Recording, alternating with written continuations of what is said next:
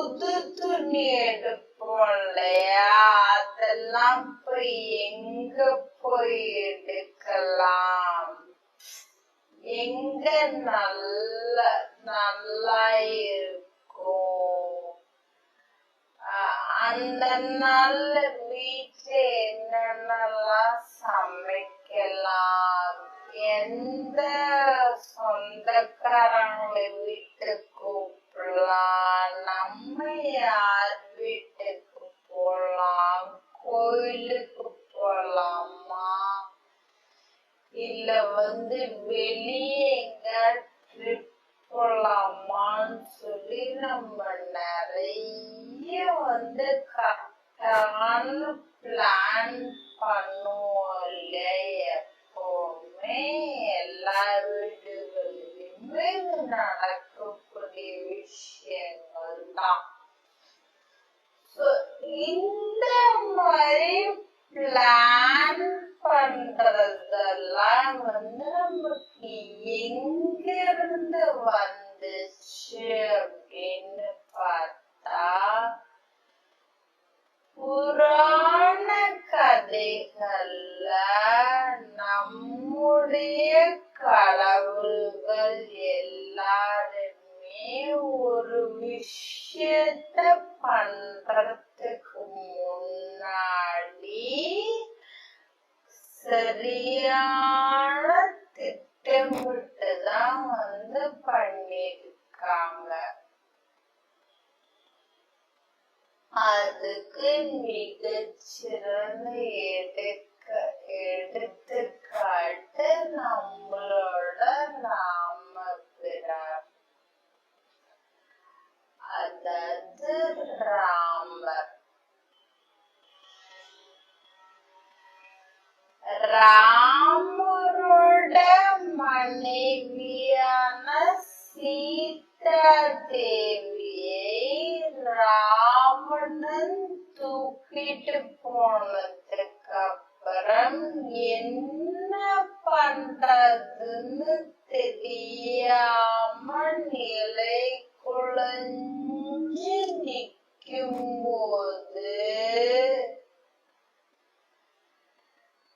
என்னோட மனைவியை திருப்பி கூப்பிட்டு வர்றதுக்கு உண்டான வழி சொல்லுங்க, அதுக்கு உண்டான மன வலிமையையும் உடல் வலிமையும் எனக்கு கொடுங்கன்னு போய் ராமபிரான் முறையிட்டு போய் நின்ன கடவுள் தான் ஆதி ஜெகநாத பெருமாள். இன்னைக்கு நம்ம ஆதி ஜெகநாத பெருமாளை பத்தி தான் இன்னைக்கு பார்க்க போறோம். நம்ம வீடியோக்குள்ள போறதுக்கு முன்னாடி ஒரு சின்ன கதை சொல்லட்டுமா?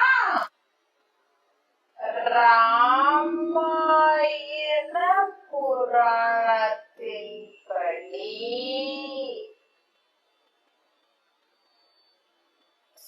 ஸ்ரீ ஆஞ்சநேயரே ராமரோட தீவிர பக்தன். அது எல்லாருக்குமே தெரியும். அவருக்கு ராமரோட சேவகன் அப்படிங்கிற இன்னொரு பேரு இருந்துச்சு. ராமநாமத்தோட மகிமைய உலகத்துல இருக்கிற எல்லாத்துக்கும் கொண்டு போய் சேர்த்தது ஹனுமன் தான். ஸ்ரீராமர் எப்படி திருமாலின் அவதாரமோ அதே மாதிரி ஹனுமன் சிவபெருமானோட அவதாரம். புனிதமான ராம அவதாரத்துல மகாவிஷ்ணுவிற்கு சேவை செய்யறதுக்காகவே சிவபெருமான் விரும்புனதுனால ராம அவதாரத்துல சிவபெருமான் அஞ்சனையின் மைந்தனாக அவதரித்து ராமருக்கு சேவை செய்தார் அப்படின்னு சொல்லி புராணங்கள் சொல்லுது.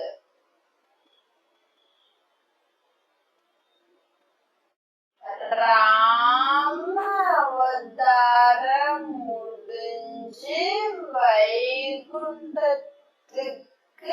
புறப்பட்ட விஷ்ணு பகவான் ஆஞ்சநேயரை கூப்பிட்டு நீ என்னோட வான்னு கூப்பிட்டுருக்காரு. அதுக்கு ஆஞ்சநேயர் நீங்க வைகுண்டத்துக்கு போயிட்டீங்கன்னா விஷ்ணு பகவானா மாறிடுவீங்க. எனக்கு ராமநாமம் சொல்லிக்கிட்டே அவருக்கு இங்க சேவை செய்யறதே ஒரு மிக பெரிய ஒரு பேரின்பமா எனக்கு இருக்கும். அதனால நான் வரல, நீங்க மட்டும் போயிட்டு வாங்கன்னு சொல்லி போகிறதுக்கு மறுத்துட்டாரு. அப்படிப்பட்ட ஆஞ்சநேயரை விட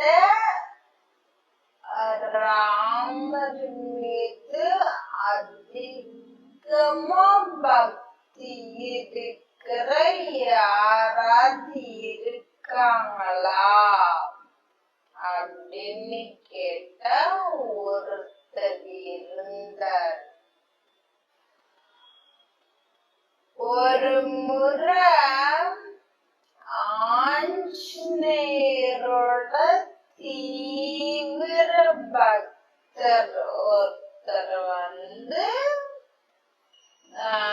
பரமபதம் விளையாடுறதுக்கு ரொம்ப ஆசைப்பட்டாரு. ஆனா நம்ம கூட விளையாடுறதுக்கு யாரும் இல்ல அப்படிங்கறதுனால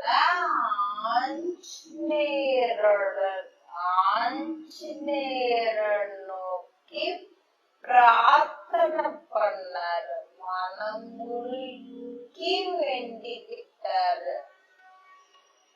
அப்ப அவரோட வேண்டுதலுக்கு என்னங்க ஆஞ்சநேயர் முன்னாடி உங்களுக்கு என்ன வேணும் அப்படின்னு சொல்லி கேட்டிருக்காரு. அப்ப அந்த பக்தர் சொல்லிருக்காரு, இந்த மாதிரி எனக்கு பரமபதம் விளையாடணும்னு ஆசை. ஆனா கூட யாரும் ஆஞ்சநேயர் நீங்க கூட விளையாடுங்க அப்படின்னு சொல்லி சொல்லிருக்காரு. பக்தரோட வேண்டுதலுக்கு என்னங்க அவரும் பரமபதம் ஆடுறதுக்கு தயாராயிட்டாரு. அப்போ ஆடுறதுக்கு முன்னாடி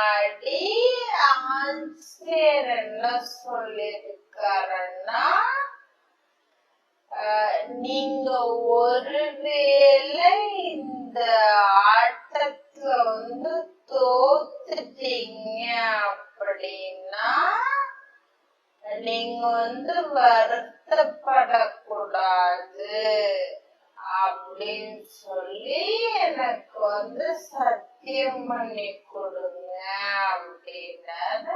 அவரும் அதே மாதிரி சத்தியம் பண்ணி கொடுத்துட்டாரு. இப்ப 2 பேரும் விளையாடுறதுக்கு ஸ்டார்ட் பண்ணிட்டாங்க. ஜெய் ஸ்ரீராம் அப்படின்னு சொல்லி ஹனுமன் சொல்லிக்கிட்டே பகடையை உருட்ட தொடங்குறாரு. அதே மாதிரி பக்தர்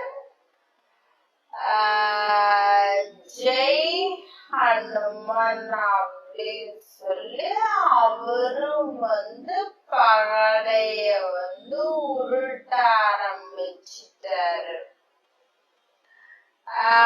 ஒரு சில நேரத்துக்கு அப்புறம் பாத்தீங்கன்னா அந்த பக்தர் இருக்காரு இல்லையா, அவரு ஒரு ஆட்டத்திலையும் ஜெயிச்சுக்கிட்டே வந்தாரு. ஹனுமன் சரி அடுத்து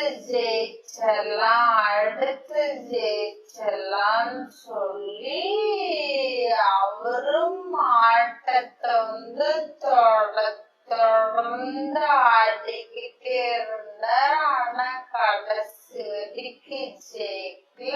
கடைசியில பக்தர் ஜெயிச்சிட்டாரு.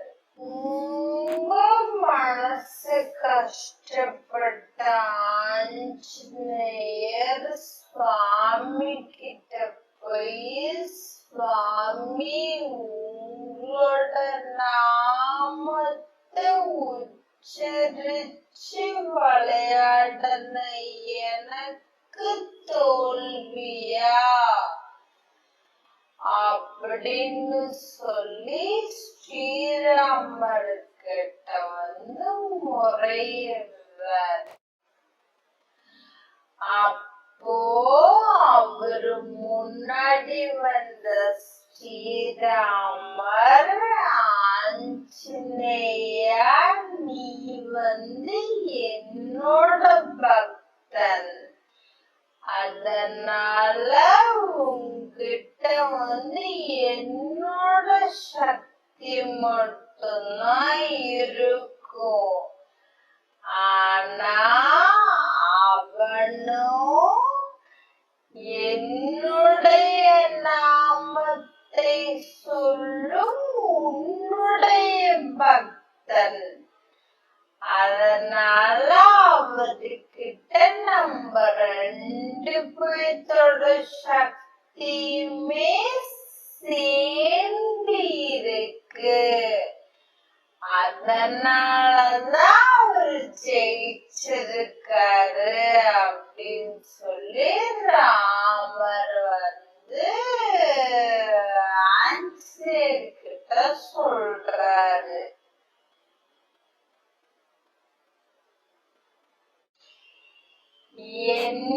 என்னிடத்தில் மட்டுமே பக்தி செலுத்துபவன் என்னுடைய பக்தன் ஆக மாட்டான். என்னிடம் பக்தி செலுத்தும் பக்தனிடம் பக்தி செலுத்துபவர்கள் எவரோ அவரே என்னுடைய சிறந்த பக்தன் அப்படின்னு ஸ்ரீராமர் சொல்றாரு.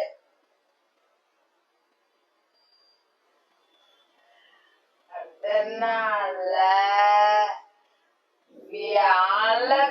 வியாழக்கிழமையோ சனிக்கிழமையோ ஆஞ்சநேயர் கோயிலுக்கு போய் ஆஞ்சநேயரை தரிசனம்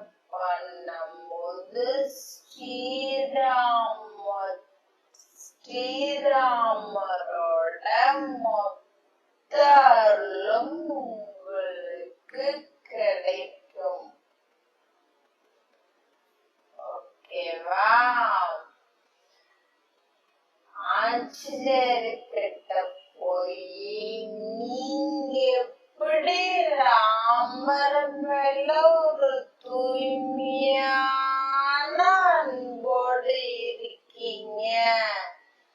அதே மாதிரி நானும் என்னுடைய மனைவி, குழந்தைகள், கணவர், உற்றார் உறவினர்கள் எல்லாருக்கிட்டையும் கொடுக்கிற அன்பு தூய்மையா இருக்கணும். எனக்கு எல்லாத்தையும் தாங்கக்கூடிய வலிமைய கொடுங்க. எந்த கஷ்டம் வந்தாலும் எல்லாத்தையும் எதிர்த்து நிக்கிற அந்த தைரியத்தை கொடுங்க அப்படின்னு ஆஞ்சநேயர்கிட்ட கேளுங்க. உங்களுக்கு ஆஞ்சநேயர் எல்லா விதமான அருளையும் கொடுப்பார்னு அவர்கிட்ட நான் வேண்டிக்கிறேன். இப்ப வீடியோக்குள்ள போலாமா? ராமர் பிறக்கிறதுக்கு முன்னாடி குழந்தை இல்லையே அப்படின்னு கவலைப்பட்ட தசரத சக்கரவர்த்தி ரிஷிகளோட ஆலோசனை கேட்டு புத்திரகாமேஷ்டி அப்படிங்கிற யாகத்தை பண்றதுக்கு தயாரானாரு. அந்த யாகத்தோட மூல மந்திரமான சரதன் உபதேசம் செஞ்ச இடம்தான் இந்த திருத்தலம். அதனால ஆதிஜகநாத பெருமானை வழிபட்டால் புத்திர பாக்கியம் கிடைக்கும் அப்படிங்கிறது மிகப்பெரிய நம்பிக்கை. இந்த ஆதிஜகநாத பெருமாள் திருக்கோயில் ராமநாதபுரம் மாவட்டம் திருப்புலானி அப்படிங்கிற ஊர்ல அமைஞ்சிருக்கு. இது 108 வைணவ திருத்தலங்கள்ல 44வது தலமாய் இருக்கு. மூலவர் ஆதிஜகநாதர், தாயார் கல்யாணவள்ளி.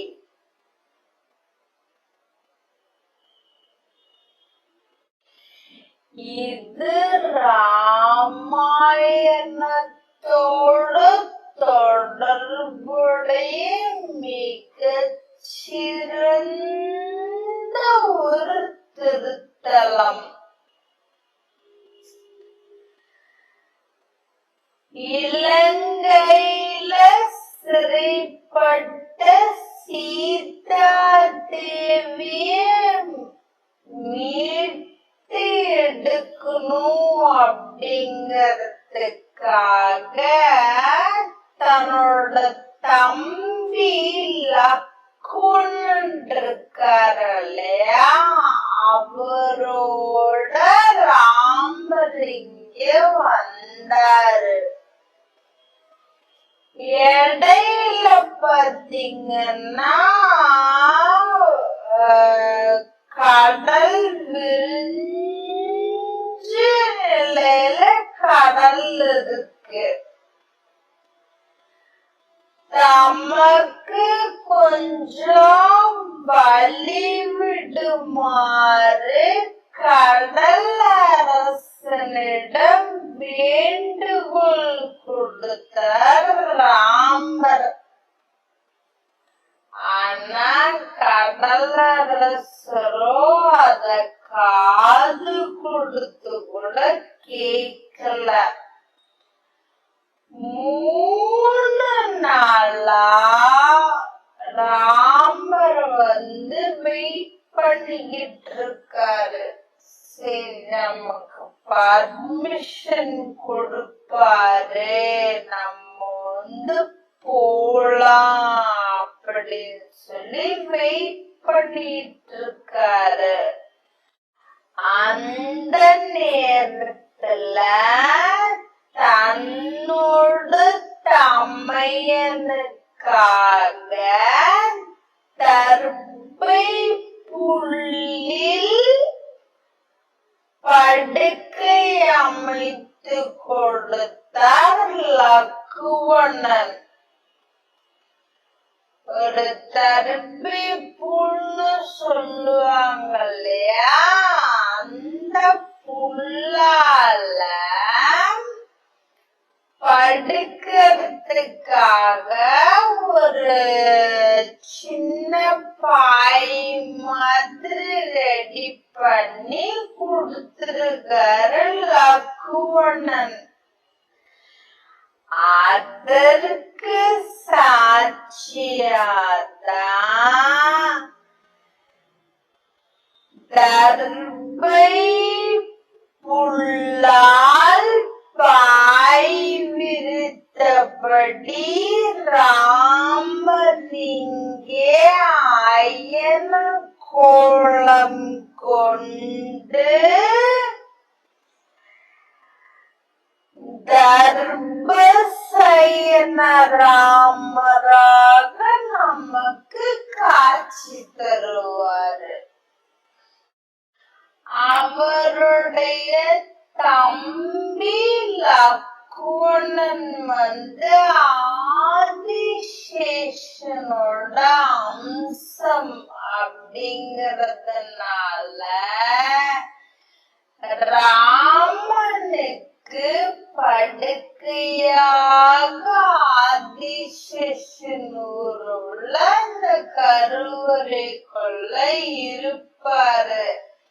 அந்த கருவறைக்குள்ள இவங்க மட்டும் இல்லாம ஹனுமன், சூரியன், சந்திரன், தேவர்கள் இவங்க எல்லாருமே சேர்ந்து ஆலோசனை பண்ற மாதிரியே வடிவமைச்சிருப்பாங்க.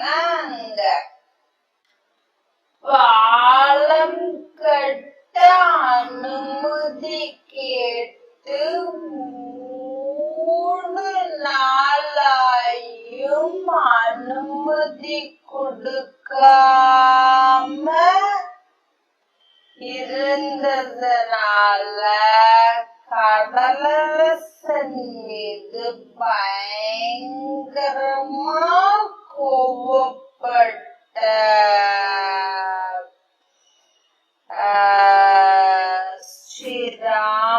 ஸ்ரீராமபிரான் கடலரசன் மீது அம்பெடுத்து தொடுக்க ஆரம்பிச்சிட்டாரு. அத பார்த்த கடலரசன் பயந்து போய் ஓடி வந்து ராமபிரானோட கால்களை பிடிச்சு,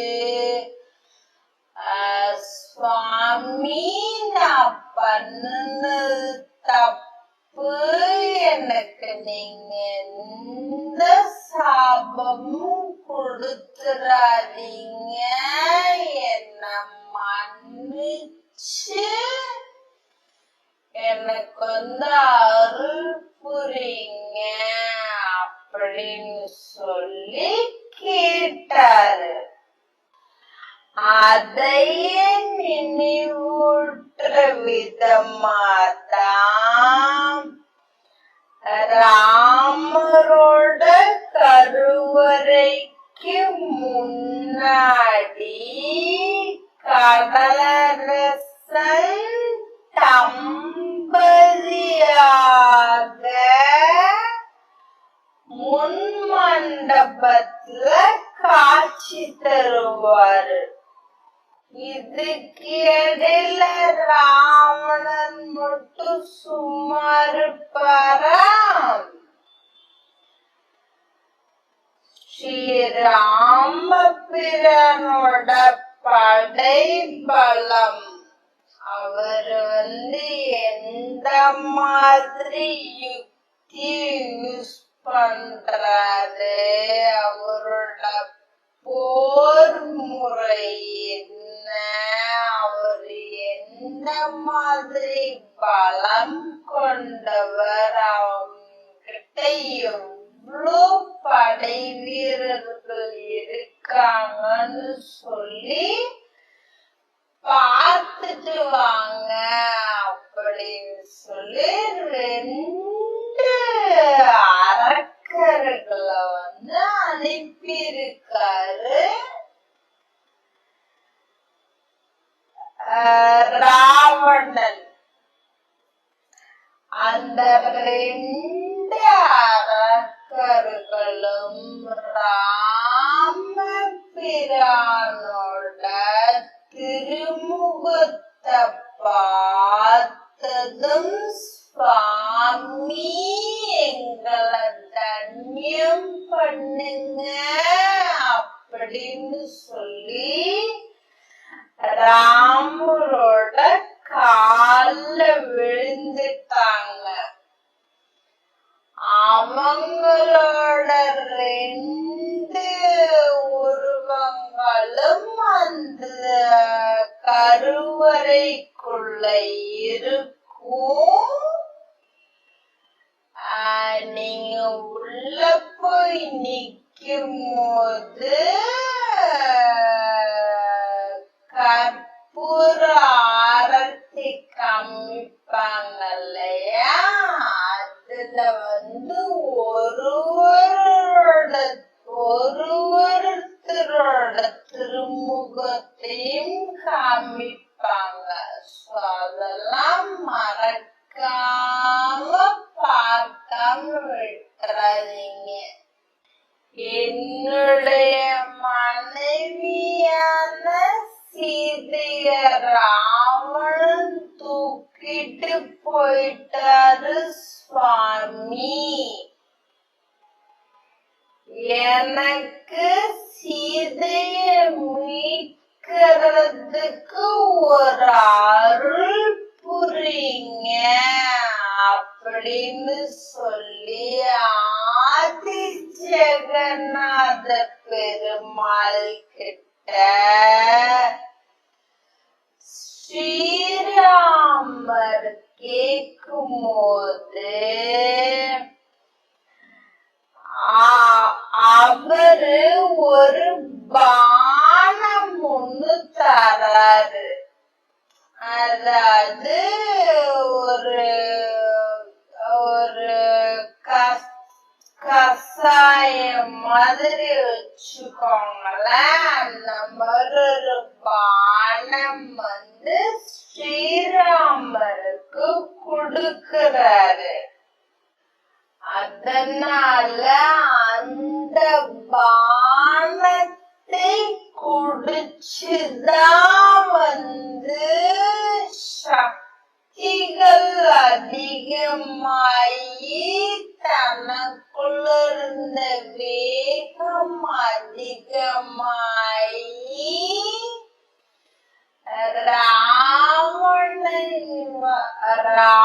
ராவணனை கொன்றார் அப்படின்னு புராண கதைகள்ல குறிப்புகள் நிறைய இருக்கு.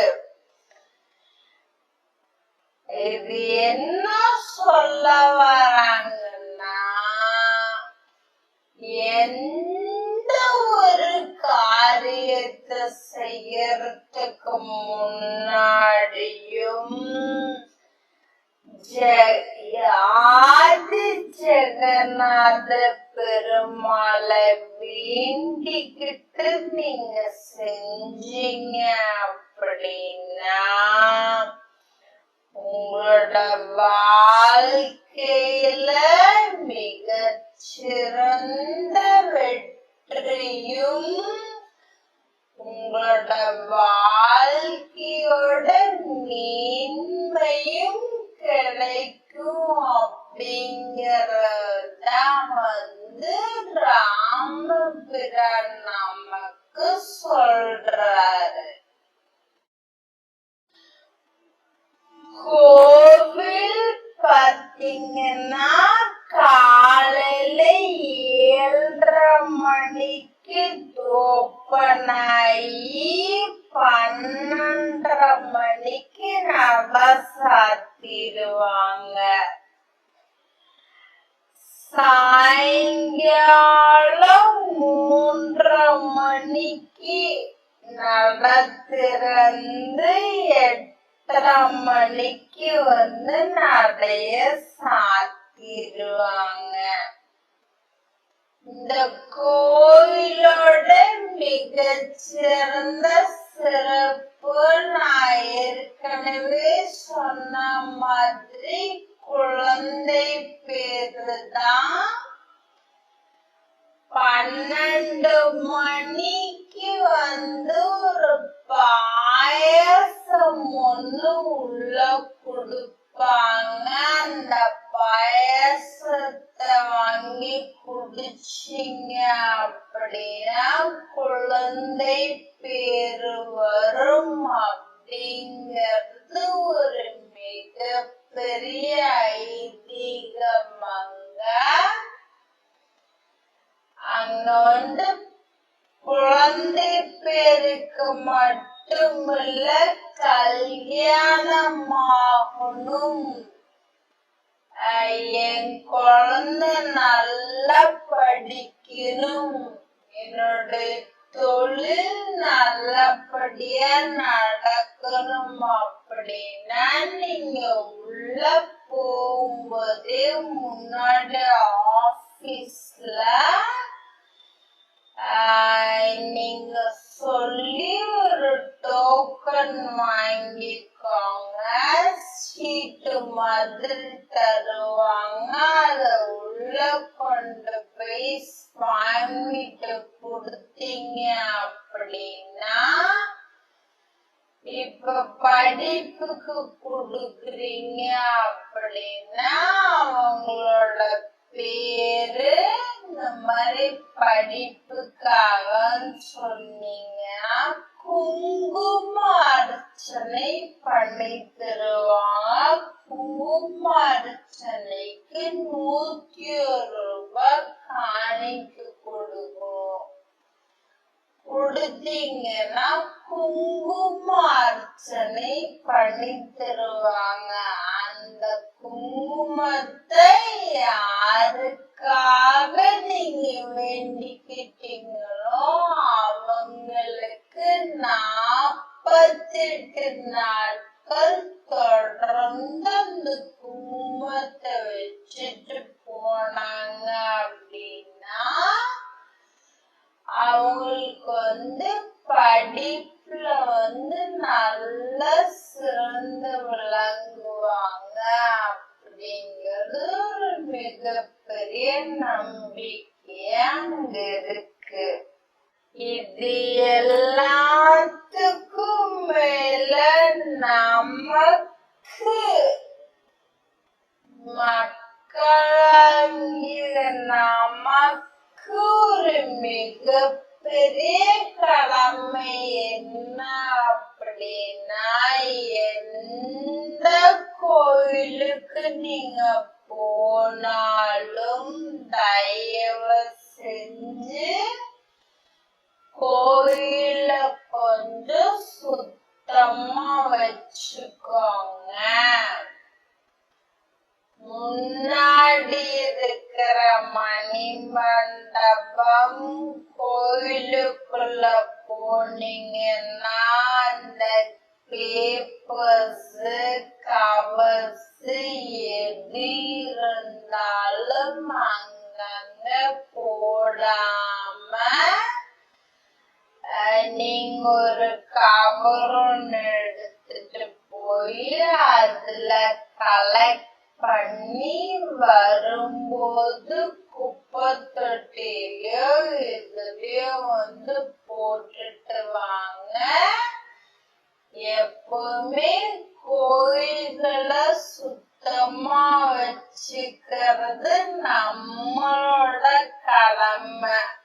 நம்ம கொஞ்சம் சுத்தமா வச்சுக்க ஆரம்பிச்சோம்னா நமக்கு பின்னாடி வரவங்க அதை பார்த்து அவங்களுக்கும் சுத்தமா வச்சுக்குவாங்க.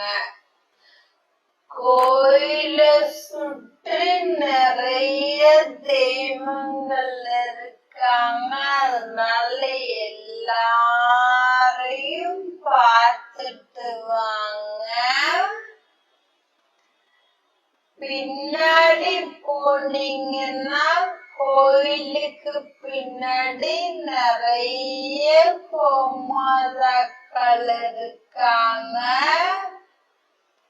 அங்கேயே கீரைகளும் இருக்கு, விக்கிறாங்க. ஏதாவது முடிஞ்சவங்க ஒரே ஒரு கீரையாவது வாங்கி அவங்களுக்கு கொடுங்க. உங்க கையால கொடுங்க, ரொம்ப புண்ணியம். எல்லாத்த விட ரொம்ப முக்கியமான விஷயம், சிவபெருமானோட கோயிலுக்கு போனாலும் சரி, பெருமாளோட கோயிலுக்கு போனாலும் சரி,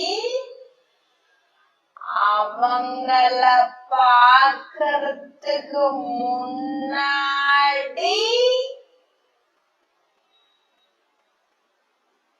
கருடன் கிட்டையும் நந்தி தேவர்கிட்டையும் நீங்க அனுமதி வாங்கிட்டு தான் அவங்கள உள்ள பார்க்க போங்க. அதனால இந்த கோயிலையும் அதே மாதிரி தான் உள்ள போகும்போது கருட பகவான் முன்னாடியே இருப்பாரு. அந்த சுவாமிகள் கிட்ட நான் சுவாமிய பார்க்க போறேன் அப்படின்னு சொல்லி ஒரு அனுமதி வாங்கிக்கோங்க. வாங்கிட்டு உள்ள போய் சுவாமிகளை பாருங்க. உங்களுக்கு சுவாமிகள் முழுமையான அருள் கொடுப்பாருன்னு வேண்டிக்கிறேன். இந்த மாதிரி வீடியோஸ் பார்க்கறதுக்கு என்னை மறக்காம ஃபாலோ பண்ணிக்கோங்க. நீங்க கொடுக்கிற சப்போர்ட் எனக்கு இந்த மாதிரி நிறைய வீடியோஸ் போறதுக்கு ஹெல்ப் பண்ணும். நெக்ஸ்ட் வீடியோல பார்க்கலாம். Tata bye.